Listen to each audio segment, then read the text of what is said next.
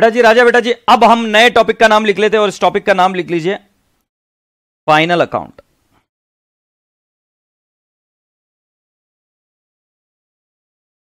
लिख लीजिए, important topic है, सिर्फ एग्जाम पॉइंट ऑफ व्यू से नहीं, यह टॉपिक इंपॉर्टेंट है for your intermediate, for your final, for your articleship, for your career in total. मतलब आप एक समझ लो, आप जीवन में कुछ भी करना, मतलब तू सीए मत बनना, तू डॉक्टर बन जा, इसके बाद में तूने डिसाइड किया नहीं भाई मेरी जिंदगी झंड है, मैं डॉक्टर बनेगा, डॉक्टर बन जा तू, उसके बावजूद फाइनल अकाउंट आना चाहिए, क्योंकि आपको पता होना चाहिए कि क्या प्रॉफिट कमा रहे हो, क्या लॉस हो रहा है। आप संस्थान खोल दो, संस्थान में भी बेटा हिसाब किताब रखना है, किस तरीके से हिसाब किताब रखना है, उसके लिए फाइनल अकाउंट आपको आना ही चाहिए। तो बेटा जी, इस बात पे गौर फरमाना एक बार अच्छे से कि फाइनल अकाउंट तो भाई जी आप किस प्रोफेशन से हो, कौन सी जगह पे, कोई फर्क नहीं पड़ता, फाइनल अकाउंट तो आना ही चाहिए। तो राजा बेटा जी, फाइनल अकाउंट के बारे में मैं अब आपको कहता हूं कि दो प्रकार के फाइनल अकाउंट आपके सिलेबस में है। पहला वाला मैन्युफैक्चरिंग एंटिटी। एक काम करते हैं, थोड़ा सा और डिटेल में समझते हैं। तो फाइनल अकाउंट को मैं कहूंगा कि आप 3 हिस्सों में डिवाइड कर सकते हो। एक मैन्युफैक्चरिंग एंटिटी,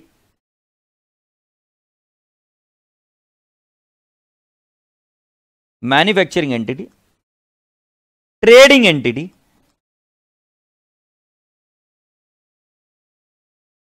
और लास्ट वाली है सर्विस इंडस्ट्री। तो यदि मैं आपको कहूंगा कि मैन्युफैक्चरिंग एंटिटी है, ट्रेडिंग एंटिटी है, सर्विस एंटिटी है, एग्रीड? ये सब बातें आपको मैं बोल रहा हूं, मैन्युफैक्चरिंग, ट्रेडिंग और सर्विस एंटिटी, ऐसे मैंने 3 नाम आपको बताया। इनके एग्जांपल दे देता हूं। तो पहला वाला मैन्युफैक्चरिंग एंटिटी का नाम बताता हूं मैं, right? Let's take an example. Can I not say Samsung, right? Dell, Apple, right? Patanjali. Then I would like to say जो भी तुमको, Reliance. This are all what? Manufacturing entity. Trading entity का नाम बताता हूं मैं। कैन आई नॉट से डीमार्ट? डीमार्ट के बाद में अगर मैं आपको नेक्स्ट नाम दूं इसके अंदर ट्रेडिंग में, बिग बाजार या ग्रोसरी स्टोर। ये यहां पर मैन्युफैक्चरिंग नहीं करते, ये ट्रेडिंग करते, ग्रोसरी स्टोर। सर्विस एंटिटी का नाम दूं तो डीटीडीसी, राइट? हॉस्पिटल, वकील, that is lawyer, agreed? All this things come under the service entity. अब बेटा जी, जो आपका मैन्युफैक्चरिंग है उसके लिए जो अकाउंट बनते हैं उनके नाम बता रहा हूं। पहला वाला बनता है manufacturing account, manufacturing account. Manufacturing account के बाद में बनता है ट्रेडिंग अकाउंट,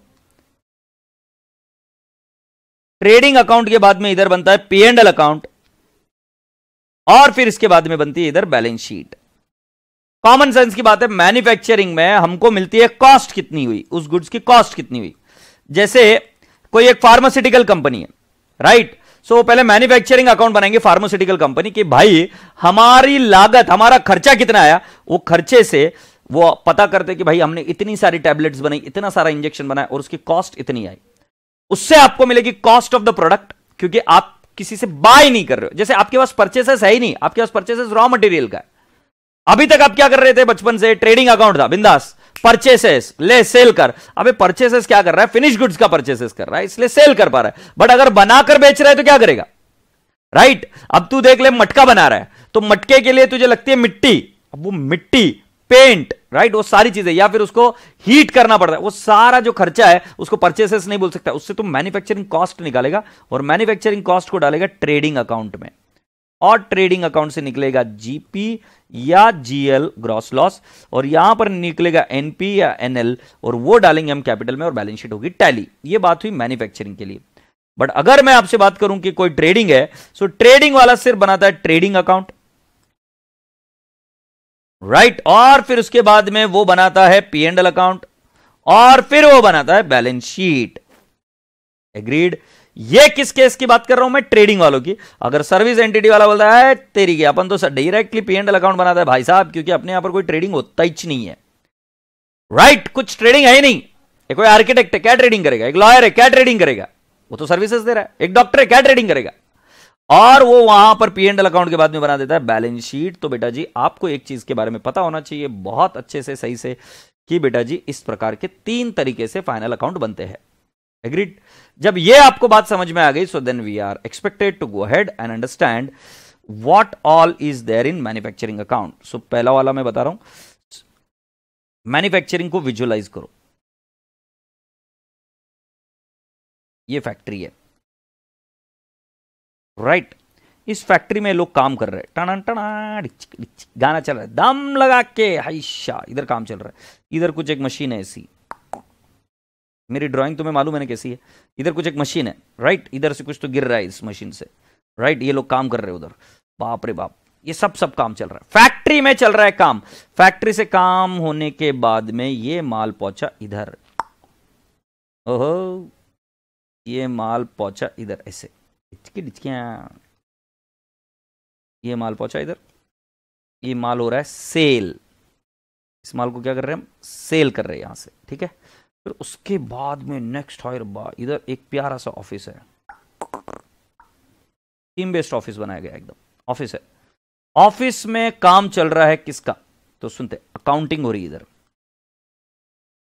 इधर अकाउंटिंग हो रही है, राइट?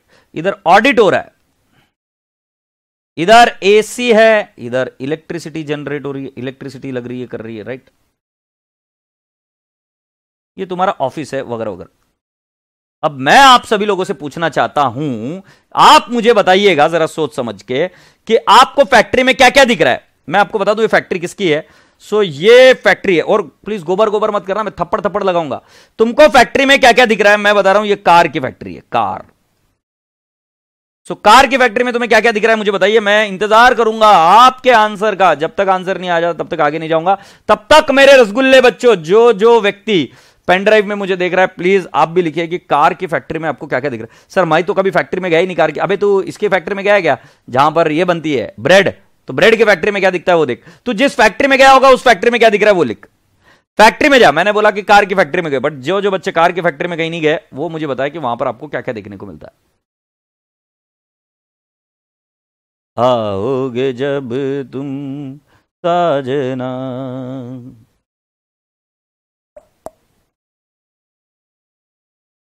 और ध्यान रहे अगर गलत आंसर दिया ना तो शादी नहीं होगी, फिर बन जाओगे मामा। सो ये बच्चा बोल रहा है कि वर्कर्स दिख रहे, वेरी गुड। सो वर्कर्स को दिया जाता है वेजेस, बिल्कुल सही है। और मशीन दिख रही, इंजन दिख रहा है, बरोबर है। तो उधर लगेगा depreciation on plant and machinery, ठीक है। स्टील दिख रहा है, थर्ड रॉ मटेरियल दिख रहा है, वेरी गुड। तो इसको लग जाएगा रॉ मटेरियल इधर। कुछ रॉ मटेरियल, कुछ आधी कंप्लीटेड चीजें भी तो होगी, आधी कंप्लीटेड चीजें, right? So can I not say work in progress, work in progress, right? उधर एक जरा दिशा बता रही हो, सुनो मेरी बात जरा ध्यान से। उधर एक पावर का पॉइंट है, उधर हाथ लगाओ, उधर हाथ लगाओ, हाँ लगाओ लगाओ, करंट लग गया, करंट लग गया, करंट लग गया। ये क्या है? पावर। कुछ नहीं हो, कुछ नहीं बाबा। पावर पावर पावर लगता है कि नहीं लगता है? करंट, इससे काम चल रहा है पूरा। Yes. So machine, tools, etcetera etcetera. मतलब फ्लोर पर, फैक्ट्री के फ्लोर पर जो जो काम हो रहा है उससे रिलेटेड सारा का सारा एक्सपेंसेस ये कहां जाएगा? मैन्युफैक्चरिंग अकाउंट में जाएगा। इधर 2 प्रकार की इन्वेंट्री होती है, एक रॉ मटेरियल और एक वर्क इन प्रोग्रेस। यस और नो? अब मैं आपसे पूछता हूं कि ये ऑफिस नहीं, सेल कर रहे हो, ये ट्रेडिंग है, जहां पर ट्रेडिंग हो रही है, done done done done trading. सो ट्रेडिंग में आपको क्या क्या मिलेगा? सो यहां पर आपको मिल रहा है finish goods, finish goods, finish goods के बाद में इधर मिलेगा सेल्स, एग्रीड? इधर से होगा सेल्स। ये बस ध्यान में रखना कि फिनिश गुड्स, यहां से माल निकला, आगे फिनिश गुड्स, और फिर उसको क्या किया जाता है? सेल। सेल करने के बाद में राजा बेटा जी, इधर मैं आपको बताता हूं, ऑफिस में आपका खर्चा लगता है printing and stationery, agreed? Second level पर मैं अगर आपको बताऊं, इलेक्ट्रिसिटी, इलेक्ट्रिसिटी। थर्ड लेवल पर मैं बता दूं तो मिलेगा आपको सैलरी, राइट? और फिर क्या क्या आ जाएगा फोर्थ नंबर पर? Can I not say postage, advertisement, interest, discount allowed, bad debts, etcetera etcetera. Agreed. So बेटा जी इधर भी आएगा डेप्रिसिएशन, नाइन्थ डेप्रिसिएशन, जो एसी इधर लगा हुआ है उस एसी का डेप्रिसिएशन इधर आएगा, बट जो फैक्ट्री में लगी हुई मशीन है उसका डेप्रिसिएशन कहां जाएगा? फैक्ट्री में लगी हुई मशीन का डेप्रिसिएशन कहां जाएगा? मैन्युफैक्चरिंग अकाउंट में। सो बेटा जी मैं आपको बता रहा हूं यह है मैन्युफैक्चरिंग अकाउंट, और मैन्युफैक्चरिंग अकाउंट में आपको क्या मिलता है? कॉस्ट। ये कॉस्ट ट्रांसफर होती है ट्रेडिंग अकाउंट में। ओके, इधर ये ऐड हो गई कॉस्ट, और इधर से निकलता है आपका जीपी या जीएल, और ये जीपी और जीएल जाता है पी एंड एल अकाउंट में, और यहां से मिलता है आपको नेट प्रॉफिट या नेट लॉस, और ये जाता है बैलेंस शीट में। आशा करता हूं कि आपको समझ में आया बेटा जी कि manufacturing account will show you what cost, it will not show profit और loss. Trading will show gross profit or gross loss, and at the same time, my dear friend, your P&L account will show definitely net profit or net loss. Appreciate this. If you people have understood so far, it becomes now very important, paramount importance that we see the format of manufacturing account. क्योंकि बाकी की सब चीजें बाद में, तो पहले हम मैन्युफैक्चरिंग अकाउंट का फॉर्मेट सीखेंगे, और एक बार मैन्युफैक्चरिंग अकाउंट का फॉर्मेट सीख गए उसके बाद में मैं आपको एक होमवर्क दूंगा, उस होमवर्क के तहत आपको यह फॉर्मेट लिख कर लाना है। लेटेस्ट काम करते हैं।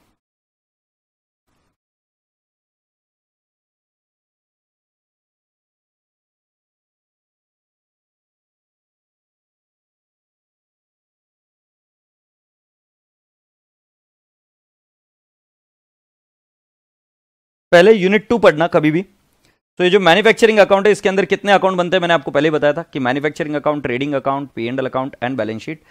तो यहां पर यदि आप देखेंगे तो आपको मैन्युफैक्चरिंग अकाउंट दिया हुआ है, राइट, ये रहा, ये आपको आना चाहिए। तो बेटा जी ये चीज का स्क्रीनशॉट ले लीजिए या फोटो ले लीजिए इसकी, मुझे पता है स्क्रीनशॉट नहीं आता है तो चिल्लाना मत, स्क्रीनशॉट ले लीजिए या फोटो ले लीजिए, जो भी पॉसिबल है। और इस केस में पहला वाला देख लो, आपको लिखना होता है रॉ मटेरियल कंज्यूम्ड।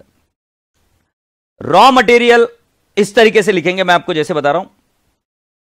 अब आप लिख लीजिए मैन्युफैक्चरिंग अकाउंट, मैं आपको बता रहा हूं, मैं जैसे बता रहा हूं पहले वैसे लिखते चले जाइए। तो पहले इधर आएगा to opening stock of RM और opening stock of work in progress. RM मतलब रॉ मटेरियल, जो आपका रॉ मटेरियल रहेगा वो, जाहिर सी बात है क्लोजिंग स्टॉक इधर आएगा बाय क्लोजिंग स्टॉक आरएम और वर्क इन प्रोग्रेस अगर कुछ रहा तो। इधर आएगा टू परचेसेस, इधर परचेसेस क्या करेंगे आप? रॉ मटेरियल परचेस करेंगे। You cannot by work in progress. Work in progress कैसे बाय करोगे? रॉ मटेरियल बाय करोगे ना, वह आधा अधूरा गाड़ी दे दो, नहीं, नॉट पॉसिबल। फिर इधर आएगा टू रॉयल्टी, टू रॉयल्टी। अब रॉयल्टी किसके लिए? फॉर एग्जाम्पल कि आप कोई गाड़ी बना रहे हो, जगुआर लैंड रोवर से आपने कोई टेक्नोलॉजी ली है तो उसके लिए आपको उनको देनी पड़ेगी royalty. To power, to power, to wages, to power account, to wages account. Agreed. जो कोई भी खर्चा आपका फैक्ट्री प्रीमाइसेस के लिए लगता है वो सारी चीज आ जाएगी। To depreciation on plant and machinery, ध्यान रहे ये फैक्ट्री में यूज होने वाली प्लांट एंड मशीनरी चाहिए तो इसका डेप्रिसिएशन इधर आ जाएगा, कॉस्ट है। To carriage inward, carriage inward. Agreed. मतलब रॉ मटेरियल को लेके आने के लिए जो खर्चा लगेगा वो इधर।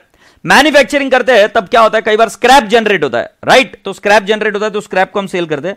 सो कैन आई नॉट से बाय सेल ऑफ स्क्रैप, ध्यान रहे इधर माल नहीं बिकता, माल बिकता है नीचे ट्रेडिंग अकाउंट में, ये सेल ऑफ स्क्रैप। और राजा बेटा जी इधर आएगा by cost of goods manufactured, cost of goods manufactured, ये इधर कॉस्ट ऑफ गुड्स मैन्युफैक्चर्ड आ जाएगा बैलेंसिंग फिगर, और हमेशा ये बैलेंसिंग फिगर क्रेडिट में ही आएगा, it can not be on the debit side.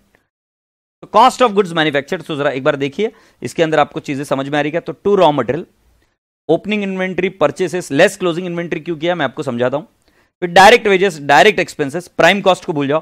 Factory overheads में उन्होंने बताया royalty, hire charges, right. Repairs and maintenance, अगर फैक्ट्री से रिलेटेड कोई भी रिपेयर्स एंड मेंटेनेंस है तो वो, और फिर डेप्रिसिएशन, फैक्ट्री कॉस्ट है, राइट। ओपनिंग WIP जो मैंने ऊपर ले लिया था, और by product at net realisable value जो मैंने बताया ना, स्क्रैप, स्क्रैप को आप यहां पर क्या लिखोगे, net realisable value selling price पर, क्लोजिंग वर्क इन प्रोग्रेस, और बेटा जी ट्रेडिंग अकाउंट में जाएगा कॉस्ट ऑफ प्रोडक्शन। अब बेटा जी पूरी बात ध्यान से सुनिए, ये ट्रेडिंग अकाउंट में जाएगा, ये मैंने सिंपल भाषा में आपको बताया। अब बेटा यहां पर ये जो क्लोजिंग स्टॉक है ना इधर रॉ मटेरियल का, ये क्रेडिट में लिखने की जगह पे मैं डेबिट में भी तो लिख सकता हूं, बट डेबिट में अगर लिखना होगा तो मुझे क्या करना होगा, माइनस। तो उसी को वो बोलते हैं RM कंज्यूम्ड। RM कंज्यूम्ड का फॉर्मूला क्या है, जैसे मान लो तुम्हारे पास 5 लड्डू थे, तुमने 10 लड्डू और परचेस किए, और उसमें से 6 लड्डू बच गए। तो ऐसा कैसा 6 लड्डू बच गया, तो जाहिर सी बात है 5 और 10 15, 15 में से 6 बचे हुए, तो 9 तुम खा गए, 9 इज कंज्यूम्ड। बराबर है ना। इसी को बोलेंगे ओपनिंग स्टॉक, इसको बोलेंगे परचेसेस, इसको बोलेंगे क्लोजिंग स्टॉक। इंस्टीट्यूट क्या बोलती है कि आप कंज्यूम्ड निकाल के बताओ। हम बोले क्या टेंशन है भाई, हम सीए के स्टूडेंट है, निकाल देंगे कंज्यूम्ड। कंज्यूम्ड का फॉर्मूला क्या है, opening plus purchase minus closing consumed. Opening plus purchase minus closing consumed, यही तो लिखा है, opening plus purchase minus closing, ये इधर निकल गया कंज्यूम्ड, RM कंज्यूम्ड। ठीक है। डायरेक्ट वेजेस आपको बताया, डायरेक्ट एक्सपेंसेस आपको बताया, फैक्ट्री में रिलेटेड जो भी खर्चे वो सारे इधर आ जाएंगे। क्रेडिट साइड में आ जाएगा आपका scale of scrap, but sale of scrap आपको कौन सी वैल्यू पर लेना, अगर बिका नहीं है so you have to take it at NRV, नहीं बिका है तो भी NRV पर लोगे।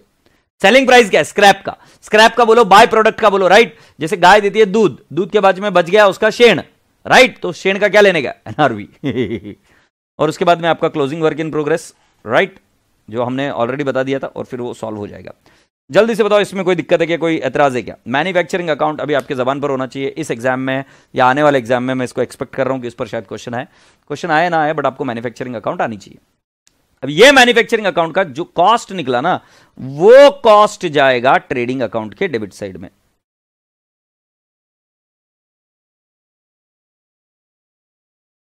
ये देखो इधर मैन्युफैक्चरिंग अकाउंट बना है, फिर उसका ट्रेडिंग अकाउंट में दिख रहा है क्या, ये इधर मैन्युफैक्चरिंग अकाउंट का क्या निकला, कॉस्ट। ये कॉस्ट कहां जाता है, ट्रेडिंग अकाउंट के डेबिट साइड में जाता है।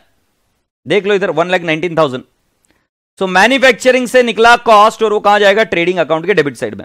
अब बेटा जी मैं अज्यूम करके चलता हूं कि आपको ट्रेडिंग और P&L अकाउंट आपने इसके पहले सुना होगा, और ये रिवीजन बैच है, तो मैं आप सभी लोगों को डायरेक्टली अभी होमवर्क दे रहा हूं, और वो कौन से लेवल का होमवर्क है।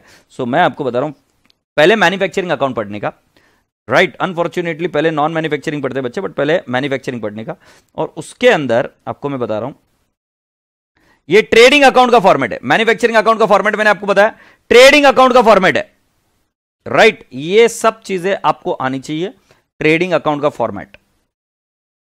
तुम मुझे पूछोगे कि सर इधर तो कॉस्ट ऑफ प्रोडक्शन नहीं लिख रहे, क्योंकि ये कौन सी एंटिटी की बात कर रहे हैं, डीमार्ट की बात कर रहे हैं। मेजॉरिटी क्वेश्चन इसी तरीके से आता है। सो डीमार्ट कभी भी रॉ मटेरियल नहीं बाय करता, वो डायरेक्टली फिनिश गुड्स बाय करता है, इसीलिए वहां पर डायरेक्टली आप ये देखिए कैसे वर्कआउट होता है। तो ये तो हो गया मैन्युफैक्चरिंग अकाउंट। उसके बाद में ट्रेडिंग अकाउंट अगर बनता, सो ट्रेडिंग अकाउंट के अंदर क्या आ जाता, cost of manufacturing, manufacturing cost आ जाता ना।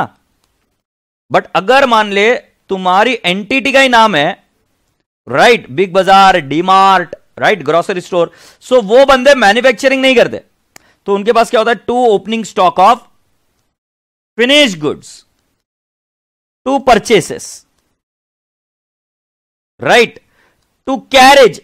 प्लीज कंफ्यूज नको, तुम बोलेगा सर कैरेज इनवर्ड और वेजेस हमारी टीचर सुंदर टीचर बताती थी कि ये तो जाता है ट्रेडिंग अकाउंट में, आप उसको मैन्युफैक्चरिंग में भी लेके गए। भाई साहब अगर मैन्युफैक्चरिंग अकाउंट बनाते हो तो मैन्युफैक्चरिंग में जाएगा, और फिर वहां से कॉस्ट डायरेक्टली उतर के आएगी ट्रेडिंग में।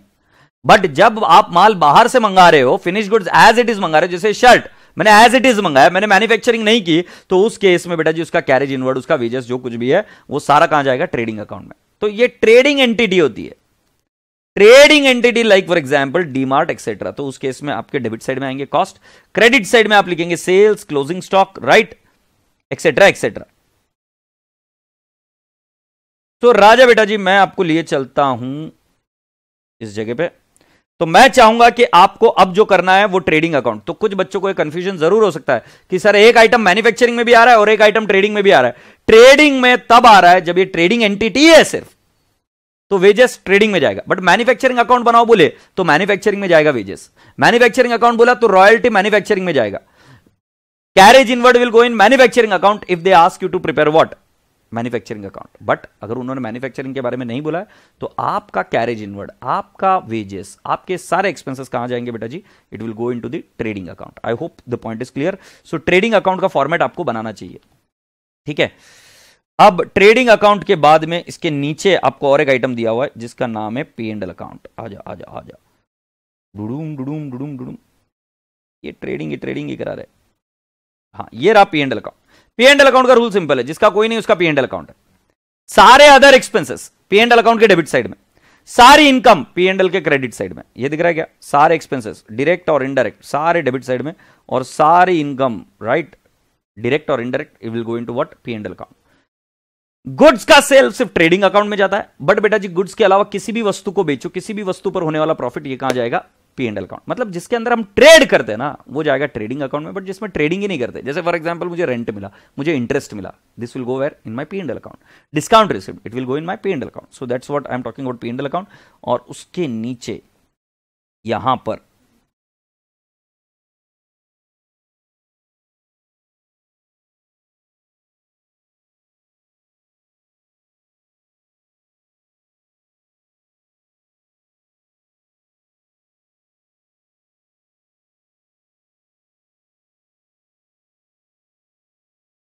बस हो गया, थोड़ा सा क्यों नहीं, 5 मिनट में हो जाएगा। उसके बाद में आपका बैलेंस शीट का फॉर्मेट है, and you have to complete the balance sheet format also completely thoroughly. और उसके बाद में हम आगे की चर्चा कर पाएंगे। सो बैलेंस शीट भी आपको लिख कर लाने का है। तो अब मेरी बात ध्यान से सुनिएगा। मैं आपसे जो क्वेश्चन पूछूंगा उसका आंसर मुझे तुरंत चाहिए। मैं पूछता हूं रावण क्यों हारा? रावण क्यों हारा? मतलब आप देखेंगे तो रावण शक्तिमान था, रावण के पास वर थे, सब चीजें थी, फिर भी रावण क्यों हारा?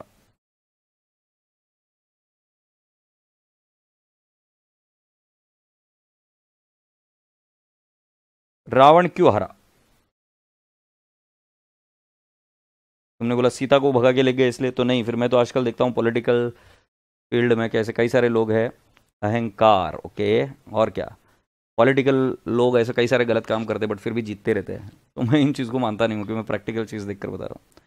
You are absolutely right Piyush Goenka ji, it was over confidence, it was over confidence. Vibhishan ने धोखा देना ये इतना बड़ा प्रॉब्लम नहीं था, राइट, क्योंकि उनको जब पता चल गया कि विभीषण ये सब चीज़ें प्लान करने वाला है तो उतना बड़ा इशू नहीं था, वो उसको टैकल किया जा सकता था। बट जब आदमी के दिमाग में, जैसे मान लो मरने से अच्छा, हमारे लोगों को मारने से अच्छा, हमारे सिपाहियों को मारने से अच्छा तो हम ये करते थे कि हम गिव अप कर देते कि जब हमको पता ही था तो हारने वाले। बट ओवर कॉन्फिडेंस एक ऐसी चीज़ है ना कि जो लेकर डूबती है, और उससे बचाव कर ही नहीं सकते, क्योंकि इस केस में आपके दुश्मन आप खुद हो, कोई और नहीं, बाहर वाला व्यक्ति है ही नहीं। आपको पराजित करने वाला व्यक्ति आपके अंदर विराजमान होता है, और इसकी वजह से दिक्कत है। तो बोलने का तात्पर्य क्या है कि आपको, अब मैं बोल रहा हूं ये होमवर्क करके आना, और trading P and L account, manufacturing account, right, और आज आप जल्दी भी थोड़ा सा छूट जाओगे, मैं बोल रहा हूं करके आना। बट कुछ बच्चे ऐसे रहेंगे फिर भी कि मुझे ये आता है, मेरा 11th-12th में हुआ है, मुझे तो ये ईजी आता है। बट मैं आपको बता रहा हूँ मेरे एक्सपीरियंस से ये क्वेश्चन हमेशा आया है। 2 बार इस पर 20 मार्क के क्वेश्चन आए, तो मतलब आईसीआई इसको वेटेज बहुत ज़्यादा देती है। और यदि आप ओवर कॉन्फिडेंस में जा रहे हो तो सोच लो, आईसीआई जिसको 20 मार्क देती है वो चीज़ इंपॉर्टेंट है। और मैंने बताया कि आप 11th-12th में हो, कॉमर्स में हो, किस में भी हो, आपको ये वाला टॉपिक तो आना ही चाहिए। तो अगर ये वाला टॉपिक आना ही चाहिए, ऐसी बात है, तो बेटा जी इसके जो फॉर्मेट्स है वो आपके ज़बान पर होने चाहिए, क्योंकि कल जब मैं बात करूंगा तब उसमें संघर्ष है ना, ये आइटम किधर जाएगा, इधर जाएगा कि उधर जाएगा, ऐसा जाएगा कि उधर जाएगा, तो फिर बात खत्म हो जाएगी। तो ये वाला आइटम आपको आना ही चाहिए, और इसके लिए इसका फॉर्मेट सभी लोग नोटबुक में लिख कर लाएंगे। नहीं लिख के आओगे तो मेरी जिम्मेदारी नहीं है, मैं रिस्पॉन्सिबल नहीं हूँ, आप आपकी पराजय के लिए रिस्पॉन्सिबल रहेंगे। तो ध्यान रखना, पराजय करने वाला व्यक्ति वो रावण हमारे अंदर ही स्थित है। उस रावण को कभी अपने आप पर विजय मत पाने देना, आप पर विजय मत पाने देना, राइट। तो जब जब आपको ओवर कॉन्फिडेंस हो तब उसको बोलना कि भाई शांत हो जा। एक कार्डियोलॉजिस्ट, इतना ज़्यादा उसको आने के बावजूद भी उसके हाथ से पेशेंट्स मरते ही है, राइट। सभी लोगों को अपने अपने क्षेत्र में परफेक्ट होने के बावजूद भी वो गलतियां करते हैं, राइट। तो हमें ये विनम्रता से एग्री करना पड़ेगा, और अगर सर बोल रहे कि करके आ जाओ तो मैं करके आऊंगा। ये वाला विचार महान है, और इस विचार से आप एक काम करोगे, ठीक है। तो अब देखो प्रिया अग्रवाल वापस हो गई एकदम से ही वो छोड़ चुकी है अपने लेवल को, और बोल रही कि सर जो एग्जाम में क्वेश्चन आया था वो सॉल्व कर सकते हो क्या। अरे छोरी, मैं तेरे को क्या बता रहा हूँ, वो बात पकड़ी नहीं। अभी हम कॉन्सेप्ट सीख कर जा रहे हैं, बट तुझे चाहिए कि वो क्वेश्चन ही चाहिए। इतना शॉर्टकट नहीं रहता है, कुछ चीज़ों के लिए प्रोसेस से जाना पड़ता है, दही जमाने के लिए उस प्रोसेस से जाना पड़ता है। तो जल्दबाजी करेगी तो मतलब नहीं है, और करना है तो 4-5 दिन बाद आना, डायरेक्टली लेक्चर में दिख जाएगा कैसे सॉल्व किया है। 4-5 दिन मतलब कल परसों आना, डायरेक्टली लेक्चर में दिख जाएगा। और अगर तुझे लगता है कि नहीं मैं उतना पेशेंस रख सकती हूँ, तो फिर मेरे पर भरोसा रख और आराम से कर, ठीक है। सो मेरे राजा बेटा जी, मेरे प्यार प्यारे रसगुल्ले, जल्दी से होमवर्क करके आना, राइट। और मुझे कल मिलोगे आप इसी समय। और अब टाइम एडजस्ट करना पड़ेगा, क्योंकि अब हमारा पूरा हो भी गया है, तुम्हारी ऐप भी सब ठीक हो गई है। सो टाइम एडजस्ट करना पड़ेगा, और वो हम जल्द करेंगे। इसके लिए प्यार से बाय बोलो अपने सर को, राइट। सो रसगुल्लो प्यार से bye, god bless you all, take care, lots of love, नमस्ते।